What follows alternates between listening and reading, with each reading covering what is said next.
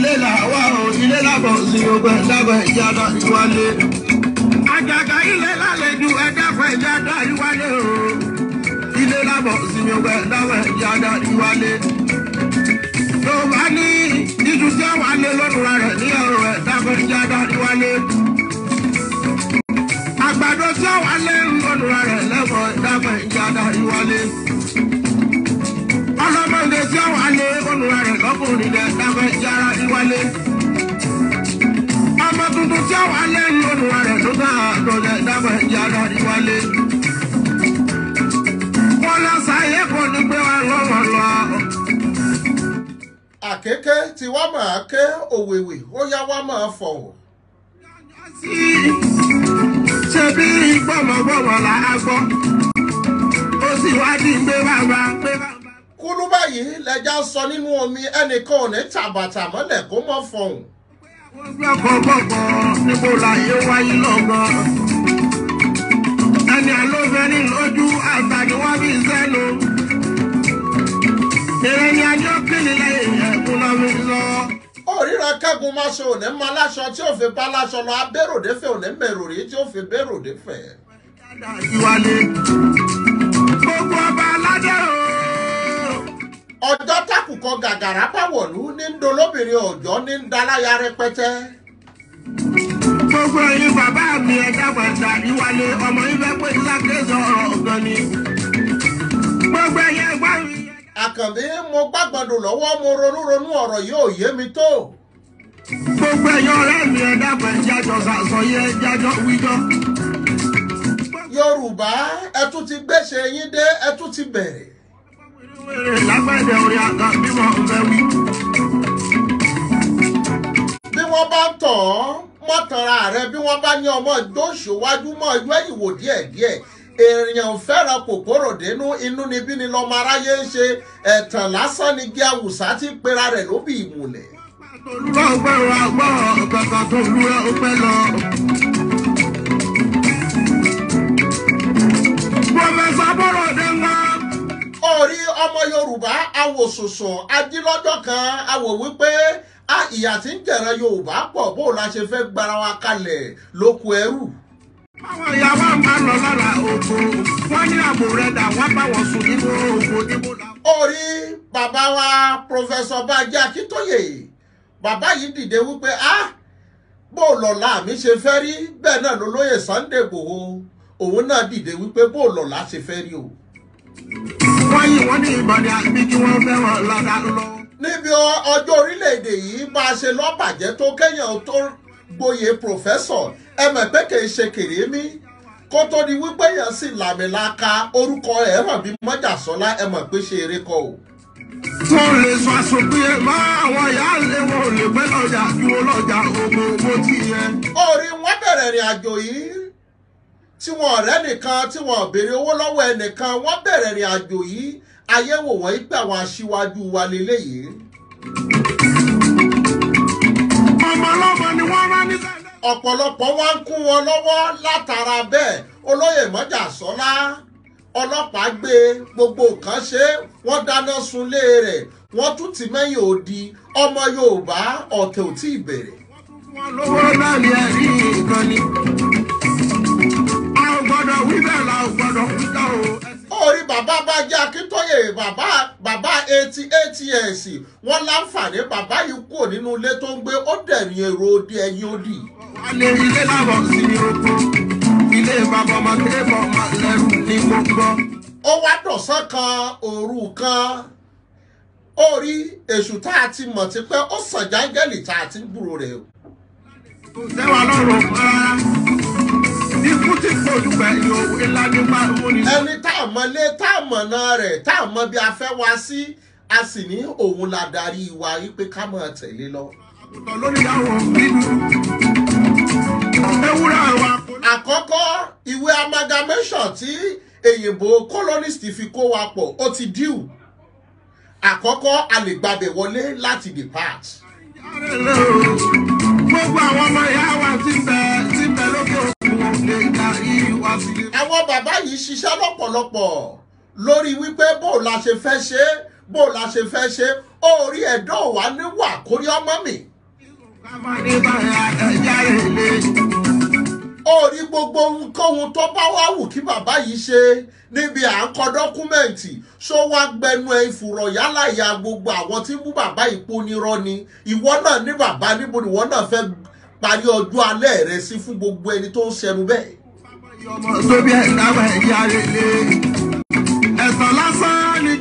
Àgbà níwọ náà ń dà yìí orí kò tọ́ sẹ́nu ọmọ kó ní bàbá ẹ̀ pàdé yín mọ́ kò tọ́ sẹ́nu ọmọ kó ní ìyá mi ẹ̀ pàdé mọ́ orí ọmọ tó bẹ̀rẹ̀ tí wò ní àgbàlagbà ọmọ lẹ́yìn náà ó ṣe bẹ́ẹ̀ fún ọ.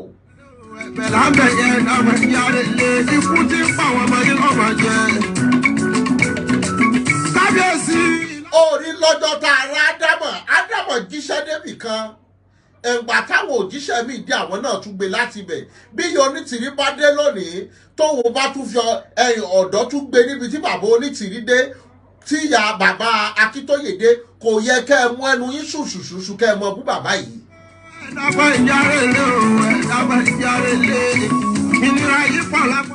Orí agíjù ní Yorùbá nation wà tẹ́lẹ̀ inú òkùnkùn bírímù ní Yorùbá nation wà tẹ́lẹ̀ ẹlòmí ọ̀mọ̀dí lọ́jọ́ tí Májàsọ́lá wọnú rẹ̀ ló di pé gbogbo ayé wò pé kí ló ń ṣẹlẹ̀ gan-an tó fọ́gbà yánga ni gbogbo ìmọ́lẹ̀ wọnú tí wọ́n ń pè Yorùbá nation ìmọ́lẹ̀ wọnú ẹ̀ tán ó lọ nú gbó Kìṣí ó lọ sínú gbó Ìgàngán láti lọ lé Sálísù lónílé ọlọ́nà lẹ́ni tó ti dá ayé ní orí ọ̀sákò òru kan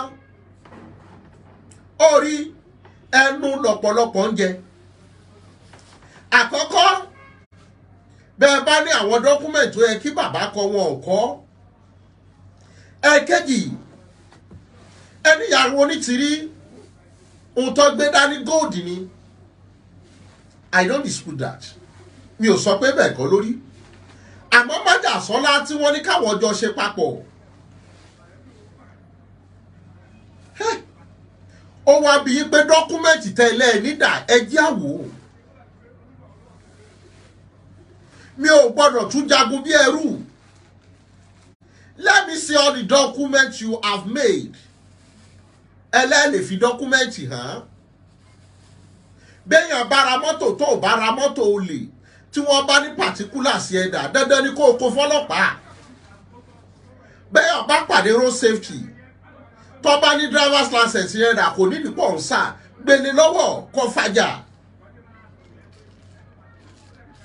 àwọn àṣetán ẹni àwọn bàbá Bánjí Akíntóyè ló mú lóyè Sunday Igboho kalẹ̀ ó wá rí màá wá fún yín láwọn guidelines tẹ́ fi mọ̀ wípé gbogbo ọ̀nà tẹ́ ẹ̀ rìn ó kù sọ́wọ́ Ọlọ́run àkọ́kọ́ àwọn letters tẹ́lẹ̀ lọ deliver àwọn wo ló gba letter lọ́wọ́ yín if they want to collect ordinary proposal for contract they won't collect it from the gate.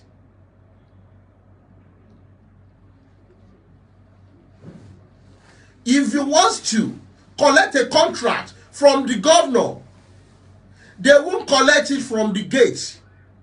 Talk less of reclaim letter. And it will be an ordinary person to take it. No. Àkọ́kọ́, ẹ kọ́kọ́ mọ̀ pé lẹ́tà tẹ́ lọ drop ò déwájú.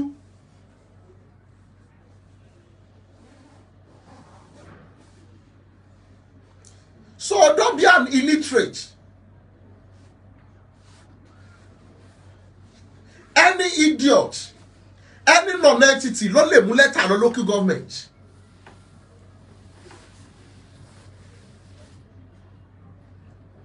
What matter most? Who receive it?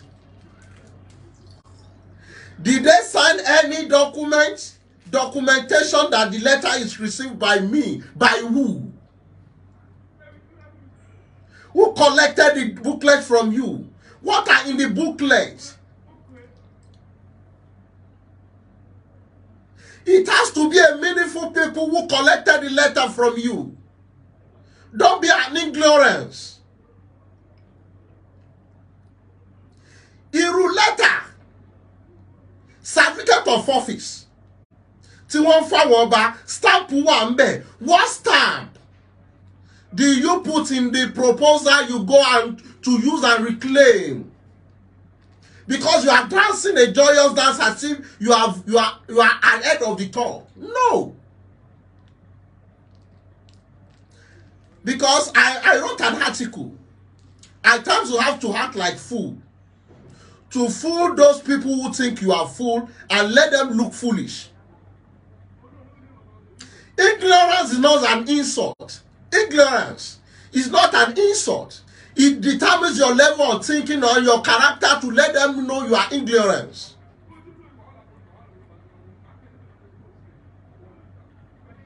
That kind of letter. Did they have the stamp of your traditional rulers that come together to stamp it? Did they come with the amalgamation and the stamp of the United Kingdom who colonized it in the first place? Don't be an illiterate. Any idiot can just cook a paper and go and drop it in local government. If you want to drop that kind of a letter, there will be procedure. It's either is collected by a meaningful commissioner. It's either it's being collected by a speaker of the house. Now, someone come to meet you at the gate, collected a letter from you, and you think you deliver a letter to the governor. No. No. If you have a case to answer in the court, if the letter is not given to you directly, you may not appear in court because you must sign. Who signed the letter you said you drop? You want to reclaim. Okay, on Monday, go and resume to the governor's office and said you are in charge. Don't be a gullible people. That is why what Oloyemode Ajola is asking in the first place. Where are the documents before we go ahead? Let's see the documents. Everything has to be documented.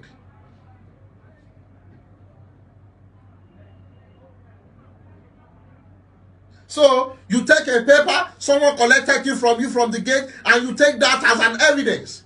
If you want to drop a letter of reclaim, it has to be collected from a meaningful commissioner with meaningful reps. And it has to have a genuine stamp of the UK who colonized it in the first place. Any idiot, any gatesman, any mediocre collected letter from you at the gate, you are being as if you are on top of the world. You are just like yourself. Go to the governor's office on Monday and said you have reclaimed. Many of you are gone. A country, a nation, even if you want to collect a local government, you want to create a more local government, it's not collected like that. That is what Baba Agitators and Oloye Sunday Boys. Let's make everything and work together and find a lasting solution. Because if I don't try to express myself in English, you would think I'm an ignorance of what I'm saying. No. To be candid, let's tell ourselves the bitter truth. One tree can never make a forest no matter how we walk. And after all, when we want to campaign for the seat of governor, you show your face. When you want to drop the letter, why don't you show your face as a leader to lead them in? And let everybody, the group, troop in with you. A letter of a nation is not dropped like that. It's not dropped with a gatesman. It's not dropped just for a secretary. Mind you, whenever you go to a meaningful company and you drop your letters without genuine stamp, you end up seeing it with this Oka selling akara, selling pop-offs. Iwe posini. Don't you know how many files they receive every day? It's not done that way. There's what we call custodian of culture, who monitor each rounds of local government and jurisdiction. We are the obas. Their signatures are not there. They will ask them, are your people going with you?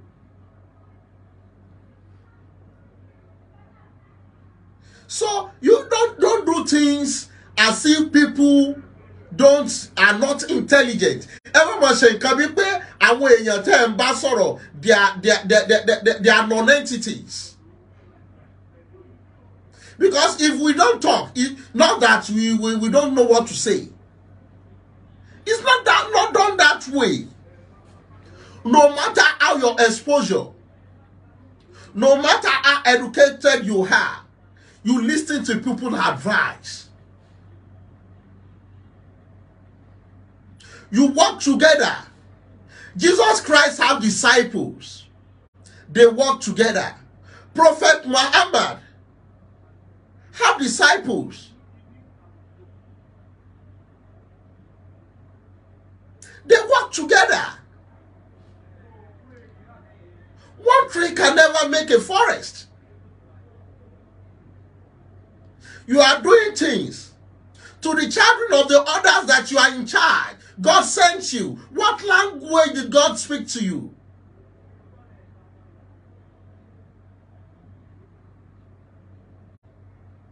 What are the language? You are not prophetess? In course, Jésù ní ìgbàgbọ́ láìsí iṣẹ́ òkú ni. Prayer without work is meaningless.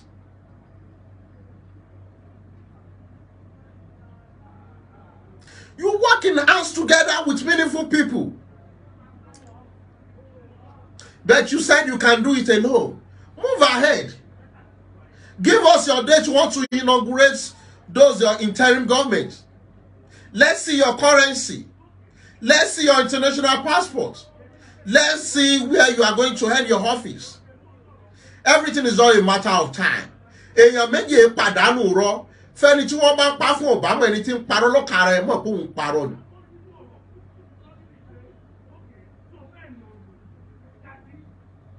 But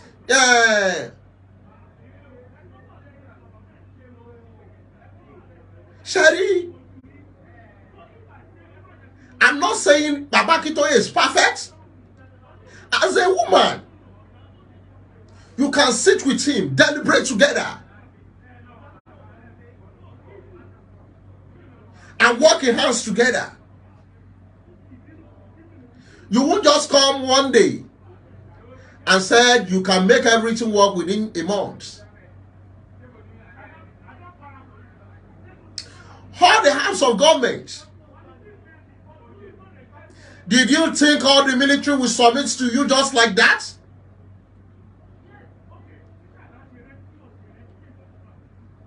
Did you think all the soldiers will submit to you just like that? Do you think all the Navy will submit to you just like that? Do you think all the governors will move away from their office and give you a certificate of reclaim? Did you think all the permanent secretary with just that letter will step down for you and tell you you should come to office the next day? Did you think all the sitting honorables will just tell you you can come tomorrow? Did you think all the commissioners will tell Oga, give them the reclaim? No. All these things are simple arithmetic. Giving a letter to someone doesn't mean you are on top of the world. For me, I can go to Alausa tomorrow to drop a letter, and someone will come out of the office and collect it from me. I can move to Abere in Osun to go and drop letter. Anybody will collect it from me. If it's a meaningful letter, the medias will take everything necessary. The media will be in place. The any media doesn't record you. Any good commissioner doesn't come to welcome you. It may be a driver who collected this paper from you. Once you want to give a meaningful document, you will snap with the person who is signing. I received this document received by me, and the signature will be there. Can you tell me who collected all these things from you? What are the written documents? What are the signatory? No signatory of who collected paper from you. And you said you are going to reclaim. Are you reclaiming or deceiving us?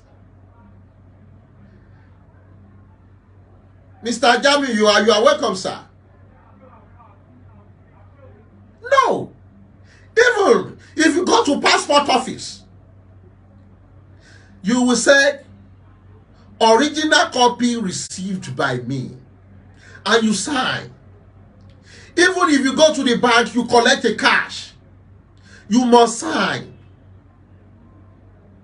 What are the stamp? What are the signatory? You receive after you said you deliver reclaim letter to them in all these offices. Stop deceiving yourself. Any idiot may collect letter from you. Most people who wanted to collect contracts drop letters. The governor, the commissioner doesn't know about the letters. They don't receive it. You will still see it, someone using it to up pop off. Every letter in between it pop off. Shall let go.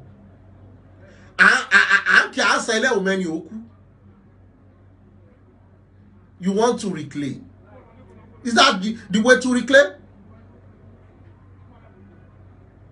They are asking you if you have genuine papers. Let's see it. If we say how the one we have with us is not working, bring your own, let's deliberate on it. Once we see it, we deliberate on it, we see these documents are okay. My money, Chiri, you have tried your best, these documents are okay, and they brought their own, and you work in line together.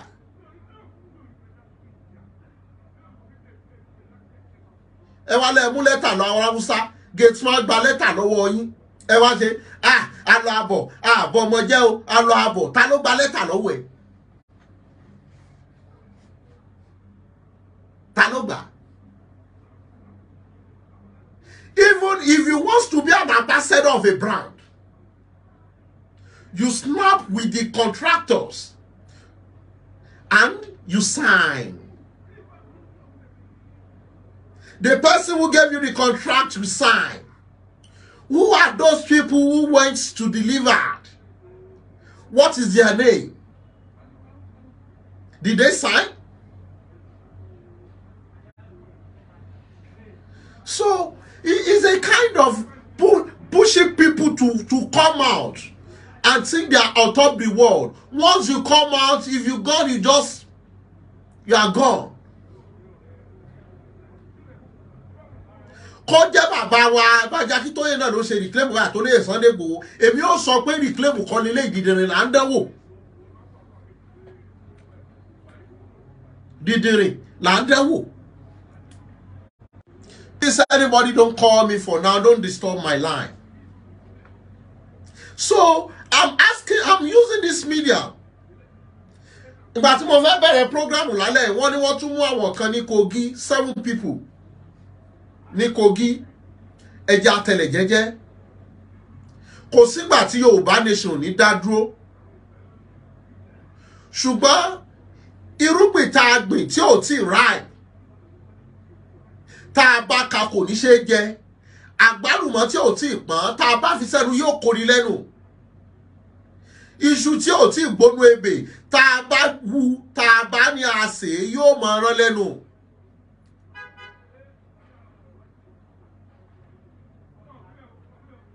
Are we that sensitive than the Igbos?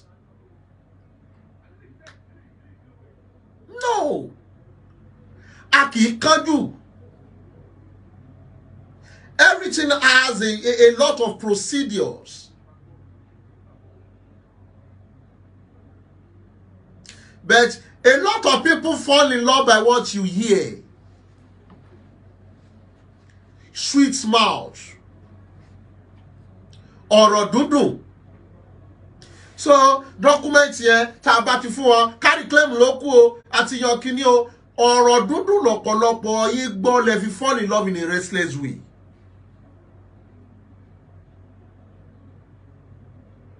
Why don't you sit down and digest it yourself? Let me give you an example. An example. You are living in your house and the landlord bring a letter to you that is collecting, you should leave the house within 2 days. Will you leave? You rent an apartment and the landlord told you you should leave the house within 2 days. Will you leave? Is a question. You know your landlord is bringing a letter and you are not there to receive the letter, and you send someone to receive the letter. So whenever he comes back, you will tell him, do you give me letter? Did I collect the letter from you? You will ask, where are the copies that you dropped the letters? Landlord dure ó dé lójijì ó ní ìwé ní kó kú ònulé láàrin ọ̀sẹ̀ kan. Bíra rẹ̀ ṣó kú ònulé tó ń gbé. Ṣó kú òǹbẹ̀. Ó ní bí pé kí lẹ bá débẹ̀. À ń bọ̀ sí bọ́ sí lẹ́tà níjọ́ tó o ti mọ̀ pé wọ́n láwọn mú lẹ́tà kan bọ̀ o àbó o ti rí wọn nínú CCTV. Gate one ló ní kó gba lẹ́tà. Níjọ́ tí lọ́yà bá dé wàá sọ fún wọn pé, did you give me any letter? Did I collect any letter from you? Ìwọ àwọn ọmọ sọ pé gate one yín ló gbà á. And the gate man is no more working for me. And the letter was not delivered. If you have any copy that I signed, I collected the letter, let me see. So, ìdùnnú kò lè wá ń jó tẹ̀ ń yọ̀ lórí nǹkan tí ò ṣe. So, there are some things you just have to think deeply. Èyí ó yọ̀ lórí nǹkan tí ó iṣu tẹ́ ti bèbè tí ò tí gbó. Àmọ́ wọ́n ní kọ́mọdé ọmọ dátẹ̀ tó bá ti lè dánú gbógbé. Mo ti ṣe program kan mo ní never you insult the three leaders. They both have a meaningful aspect to take. Mo ṣe kan mo ní stop insulting Mama Onitiri. Mo ṣe kan mo ní most agitators are ignorant of what they are doing. Òun ni èpè nǹkan kan fi rọlẹ̀ díẹ̀. Mo wá rí pé change. Fẹ́ gbọ́rọ̀. Nínú àwọn ọ̀rọ̀ yìí Onítìrí tí wọ́n máa ń sọ. Àwọn náà ni wọ́n ń sọ̀rọ̀, àwọn náà ni wọ́n ń dira wọn mọ́nú ọ̀rọ̀. Ṣé pé tí mo bá ń play àwọn voice note mo kàn máa ń rẹ́rìn ni pé ìyá yóò tiẹ̀ mọ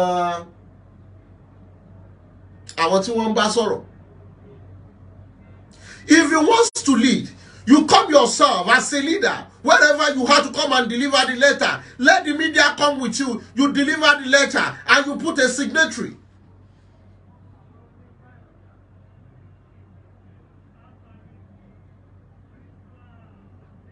So, what are we insulating? Hey, Casmo Media, any idiot can bring a letter to you in your office. ọlọ́dẹ lè gba lẹ́tà bọ́lọ́dẹ bá gba lẹ́tà yìí ò sọ pé dọ́wọ́ ọ̀gá ṣé àwọn lẹ́tà yìí náà lẹ́mú lọ́dọ̀ náà barak wọ́n nà ẹlòmíì bí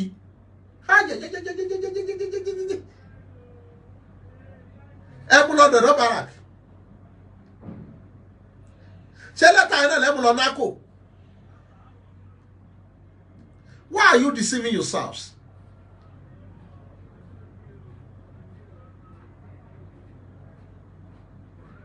If you give me a letter, if I don't sign, that is why we have signatory and stamp. Stamp wo let stamp le bi egbe gate 13 fúnra yín letter yẹn tí yẹn ṣí báyẹn. It doesn't have stamp ní authentication.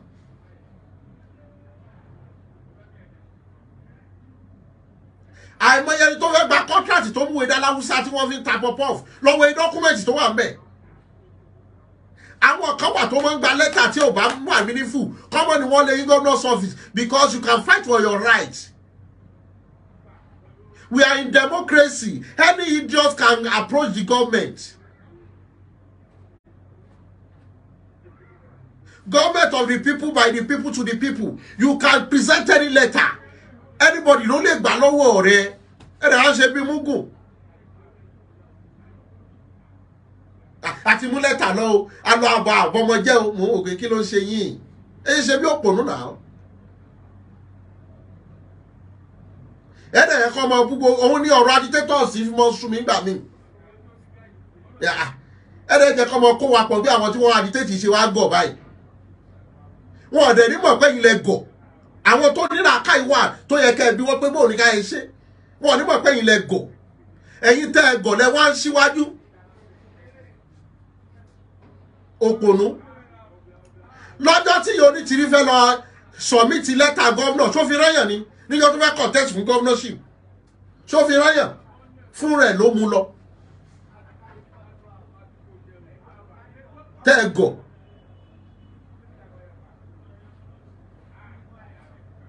níjọ́ tó fẹ́ lọ gba fọ́ọ̀mù governorship tó fẹ́ contest fún rẹ̀ ló mú lẹ́tà lọ nígbà tó dẹ̀ tí wọ́n ṣe tán ó sign document INEC ó wá fẹ́ fi document odidi nation ràn yín ìwọ náà rìn ó dẹ̀ gbéwèé lé ẹ lọ́wọ́ ẹ wá mú ṣe rí ẹ mọ̀jẹ̀ àmọ́ láǹfààní láti gbaṣọ yìí lára ara wa torí ọ̀pọ̀lọpọ̀ nǹkan wà tẹ́mi kan máa ń wò tí mi ò fẹ́ sọ̀rọ̀ bẹ́ẹ̀ tí mo bá sọ àwọn míì ti wọlé wípé òótọ́ ni wọ́n ti mú dọ́kúmẹ́ǹtì lọ wọ́n ti mú dọ́kúmẹ́ǹtì lọ is a propose.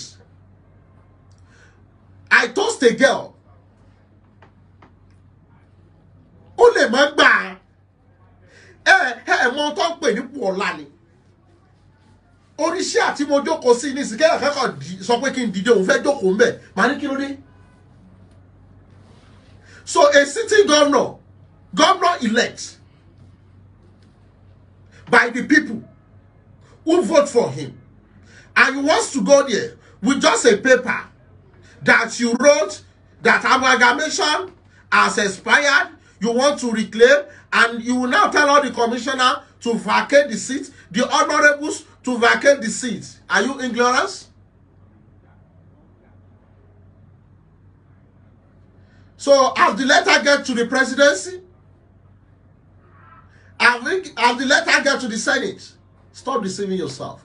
Àkànbí mi ò ní sọ jù báyìí lọ.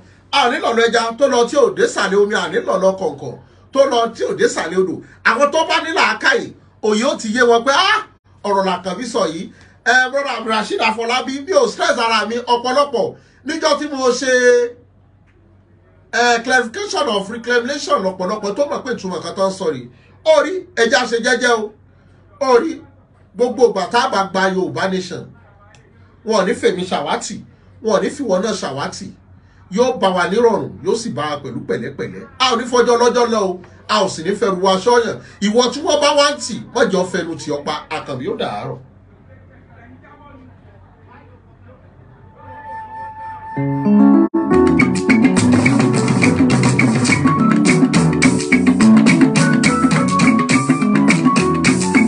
Ọmọ Yorùbá yára